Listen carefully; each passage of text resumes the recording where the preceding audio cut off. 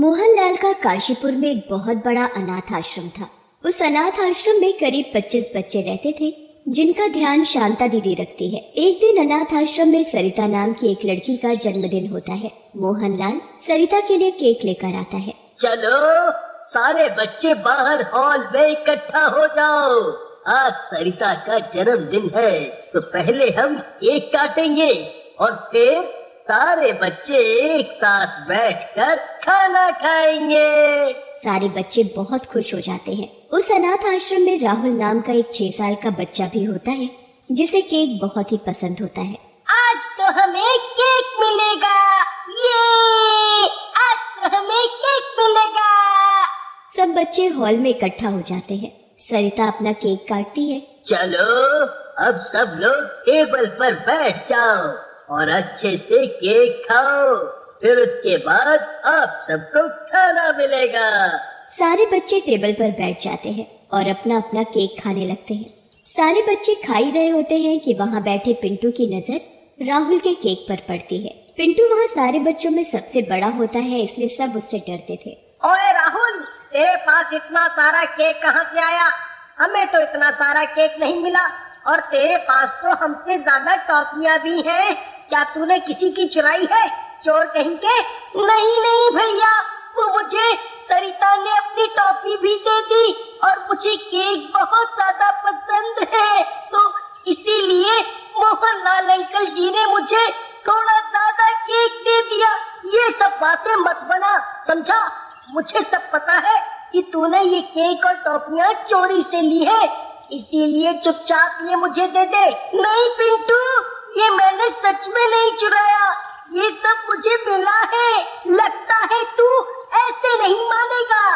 पिंटू राहुल का सारा केक और उसकी टॉफियां छीनने लगता है, जिसकी वजह से राहुल चेयर से नीचे गिर जाता है और उसके मुंह में लग जाती है। राहुल बहुत रोता है पर पिंटू को उस पर जरा भी तरस नहीं आता। उसके बाद सब बच्चों के लिए खाना आता है जिसे सब मजे लेकर खाते हैं, पर राहुल नहीं खा पाता क्योंकि उसके मुंह पर चोट लगने की वजह से उसके दांत में दर्द हो रहा होता है। तभी वहाँ शांता दीदी आती है। क्या हुआ राहुल, तुम खाना क्यों नहीं खा रहे? मेरे दांत में दर्द हो रहा है दीदी, शायद वो हिल भी रहा है, इसलिए मैं खाना नहीं खा पा रहा। ओह, तो तुम जाकर ठंडे पानी से कुल्ला कर लो और फिर चुपचाप सो जाना।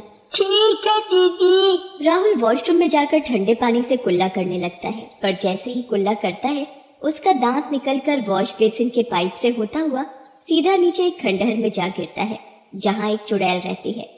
उस चुड़ैल के मुंह में काले सड़े हुए दांत होते हैं और वो सदियों से किसी बच्चे के नए दांत का इंतजार कर रही होती है।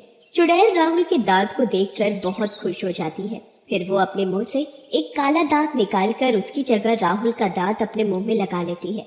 नया दांत कितना प्यारा और सुंदर है ये दांत, ये जरूर किसी छोटे से प्यारे से बच्चे का होगा। अब मुझे और दांत चाहिए, बहुत सारे दांत। चुड़ैल उस काले दांत को ऊपर की तरफ फेंकती है और वो दांत पाइप से होता हुआ वॉश बेसिन में निकल आता है।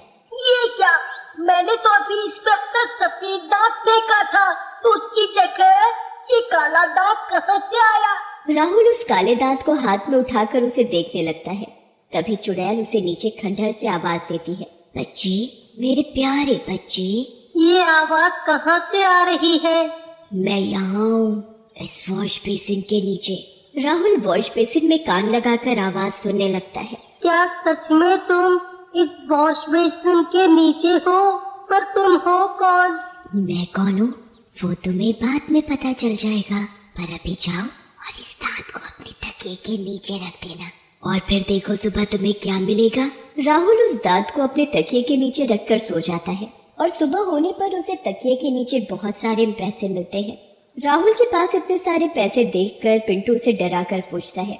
ओए लड़के, चल चुपचाप बता, ये पैसे कहाँ से चोरी करके लाया है?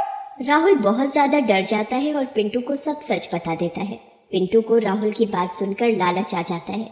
रात को जब सब सो जाते हैं तब पिंटू वॉशरूम में जाता है और अपना दांत तोड़कर वॉश बेसिन में फेंक देता है। नीचे खंडहर में बैठी चुड़ैल उस दांत को उठाकर अपने मुंह में लगा लेती है और उसकी जगह एक खराब काला दांत निकालकर ऊपर वॉश बेसिन में फेंक देती है। बहुत अच्छे बच्चे, तुम ऐसे ही मुझे रोज नए दांत दो और मैं फिर तुम्हें उसके बदले काले दांत दूंगी, जिसे तकिए के नीचे रखने से तुम्हें बहुत सारे पैसे मिल जाएंगे। पिंटू उस दांत को तकिए के नीचे रखकर सो जाता है और सुबह उसे उस दांत की जगह बहुत सारे पैसे मिलते हैं। अब पिंटू का लालच और ज्यादा बढ़ जाता है। फिर वो रोज रात को वॉशरूम में जाकर अपना दांत तोड़कर चुड़ैल को दे देता है और चुड़ैल उसे उसके बदले काला दांत दे देती है। ऐसा करते करते पिंटू अपने सारे दांत खुद तोड़ लेता है और अब उसके मुंह में एक भी दांत नहीं बचता। अब तो मेरे मुंह में एक भी दांत नहीं बचा, अब मैं पैसे कैसे लाऊंगा? चुड़ैल रात को इंतजार करती है कि पिंटू उसे दांत देगा, पर पिंटू के पास एक भी दांत नहीं बचता, इसलिए वो चुड़ैल को दांत नहीं दे पाता। अब मेरे मुंह में एक भी दांत नहीं बचा, तो मैं अब तुमको कोई दांत नहीं दे पाऊंगा। चुड़ैल को पिंटू की बात सुनकर बहुत गुस्सा आ जाता है। वो गुस्से में आग बबूला हो जाती है। जब सब बच्चे सो जाते हैं तो वो वॉश बेसिन से बाहर आ जाती है। फिर वो हॉल में सोते हुए एक बच्चे को उठाकर वॉशरूम में ले आती है और उसके सारे दांत तोड़ने लगती है। मेरे दांत मत तोड़ो, प्लीज मुझे छोड़ दो, मुझे मुझे बहुत दर्द हो रहा है। छोड़ दूंगी, पर पहले तेरे सारे दांत तो ले लूं। चुड़ैल उस बच्चे के सारे दांत तोड़ देती है। अगर तूने किसी को कुछ भी बताया तो अगली बार तेरे दांत नहीं बल्कि तेरी गर्दन तोड़ दूंगी। चुड़ैल ऐसा कहकर वॉश बेसिन में घुस जाती है। वो बच्चा चुड़ैल को देखकर बहुत डर जाता है। उसके मुंह से बहुत खून भी निकल रहा होता है, पर वो जल्दी से कुल्ला करके हॉल में चुपचाप जाकर सो जाता है और किसी को कुछ नहीं बताता। उस दिन के बाद से वो चुड़ैल रोज रात को एक बच्चे को उठाकर ले जाती और उसके सारे दांत तोड़ देती। वो बच्चों को इतना डरा देती कि कोई भी बच्चा किसी को कुछ नहीं बताता। बच्चे किसी के सामने अपना मुंह भी नहीं खोलते थे, जिससे किसी को ये बात पता चले कि उसके मुंह में एक भी दांत नहीं है। ऐसे ही देखते देखते बहुत दिन बीत जाते हैं। फिर एक दिन अनाथ आश्रम में एक औरत और उसका पति एक बच्चे को गोद लेने आते हैं। वहाँ उनको राजू नाम का एक बच्चा पसंद आता है। बेटा, क्या हमारे साथ नहीं जाना चाहते? राजू कुछ नहीं बोलता और बस हाँ में सिर हिलाता है। अच्छा, तो फिर हंसकर दिखाओ।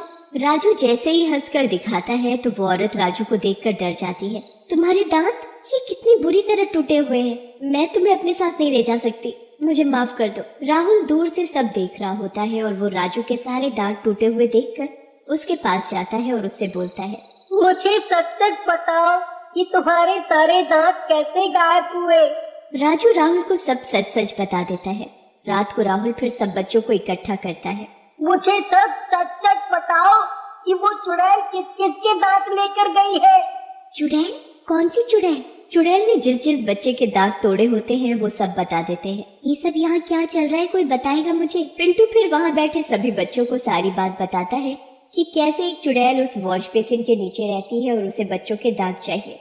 मैंने तो अपने लालच की वजह से उसे रोज अपना एक दांत तोड़ कर दिया और जब उसे दांत मिलना बंद हो गए तो उसने बच्चों को उठाकर उनके दांत तोड़ना शुरू कर दिए। मुझसे बहुत बड़ी गलती हो गई, मुझे माफ कर दो। अभी ये सब छोड़ो, क्योंकि उस चुड़ैल के आने का वक्त हो गया है। अब वो कभी भी आ जाएगी और एक बच्चे को यहाँ से ले जाएगी। तुम सब बेड के नीचे छुप जाओ जल्दी। राहुल एक रस्सी और हथौड़ा लेकर आता है। रस्सी को वो रास्ते में बांध देता है और हथौड़े को वो अपने पास रखता है। उसके बाद सारे बच्चे बेड के नीचे छिप जाते हैं और राहुल सारी लाइट्स बंद कर देता है। थोड़ी देर बाद वहाँ चुड़ैल आ जाती है, पर वहाँ उसे कोई भी बच्चा दिखाई नहीं देता। कहाँ गए सारे बच्चे? मुझे दांत चाहिए, कहाँ हो सब? चुड़ैल पागलों की तरह यहाँ वहाँ बच्चों को ढूंढ रही होती है। अंधेरा होने की वजह से चुड़ैल को दिखाई नहीं देता और उसका पैर रस्सी में अटकने की वजह से वो मुंह के बल जमीन पर गिर पड़ती है। चुड़ैल का मुंह सीधा फर्श में जा लगता है और उसके दांत टूट जाते हैं। राहुल जल्दी से बेड के नीचे से बाहर निकलता है और हथौड़े से उस चुड़ैल के बचे कुचे दांत भी तोड़ देता है। चुड़ैल के मुंह में एक भी दांत नहीं बचता और वो डर कर वापस खंडहर में भाग जाती है।